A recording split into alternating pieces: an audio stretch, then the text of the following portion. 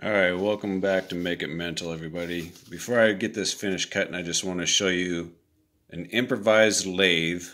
Very seldom do I have the need for a lathe, but sometimes I really do wish I had one.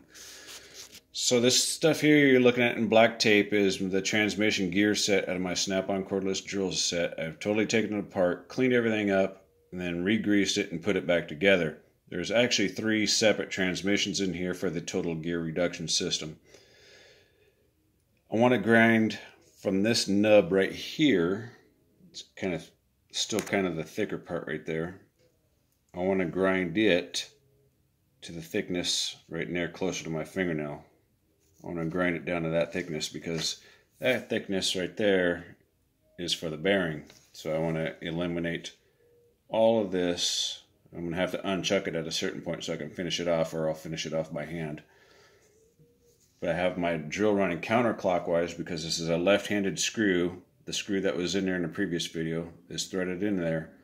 So I got this running drill, this orange drill, counterclockwise, and then the rotary tool I got setting on this edge, cutting it away slowly and slowly and slowly. There's no hurry on this. I mean, it is what it is. It's hard steel. I don't know what kind of steel, but it's a hard steel. And you can see my improvised contraption. I've already got set to a desired speed that I want. I can go faster if I want to.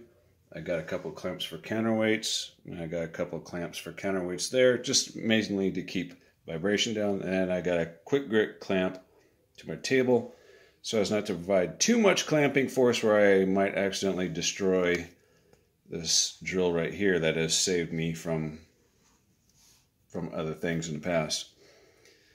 So I'm going to give you a little bit of a live demonstration. You shouldn't hear the drill motor bog down, and you shouldn't hear my Dremel rotary tool bog down. And if you're going to do something like this, get these cheap-ass Walmart bits. These are, I think, Hyper Tough is the name, I think they are. I've already worn one of them down significantly. I got one I'm currently working down. I got a bunch of other ones not seen here. But I'm just going to work this down, and I'm going to show you a little bit of that on camera, but most importantly, listen to the tool. The tooling is not going to slow down dramatically, right? And that's what you don't want. You don't want bluing of the steel. You don't want smoking. You don't want yellowing, oranging. You just want to grind away and be happy at it, and you might want some ear protection. Of course, probably not from the video because cameras and video systems automatically reduce the sound to a more desirable level. So just pay attention to the sound. Here we go. A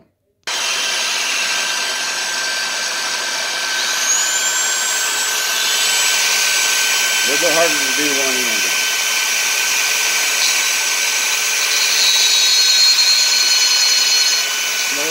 Slowly work it back and forth.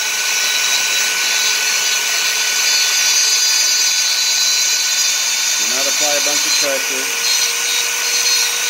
When you use 2 hands, it's a lot easier, but I'm trying to hold my phone and record this at the same time.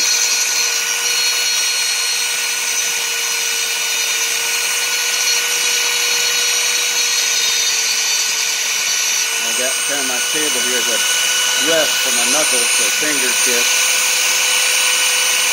That helps out a little bit.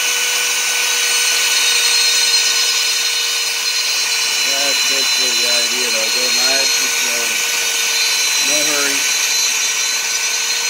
Back and forth, back and forth. If you're in a hurry when you're doing any kind of custom stuff, then you probably need to rethink what you're doing.